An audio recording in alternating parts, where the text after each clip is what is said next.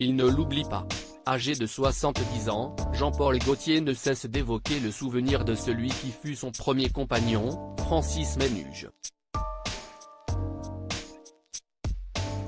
Président du SIDAction, le couturier a perdu l'amour de sa vie des suites du sida et si est pour lui qu'il continue le combat aujourd'hui.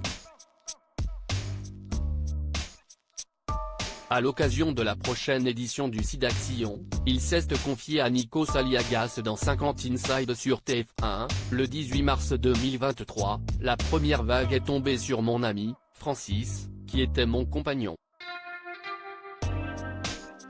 Il est mort du sida début 1990, vraiment l'année 1990 en septembre. 40 ans si est fou quand même. Jean-Paul Gaultier n'avait que 37 ans lorsque Francis est décédé des ravages de cette nouvelle maladie.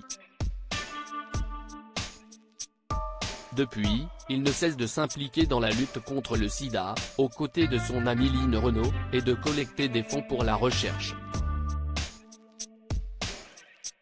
La prochaine édition du SIDAction aura lieu les 24, 25 et 26 mars prochains. Les looks les plus iconiques signés Jean-Paul Gaultier. 3 ans de lutte ont eu raison du compagnon de Jean-Paul Gaultier. Ce n'est pas la première fois que Jean-Paul Gaultier évoque cette tragédie. Il y a 3 ans, il racontait aux Parisiens comment le couple avait appris la triste nouvelle de la contamination. En 1987, on a décidé, avec Francis, de faire un test. Il s'est avéré qu'il était séropositif. L'annonce a été, pour moi, comme un coup près, raconte-t-il.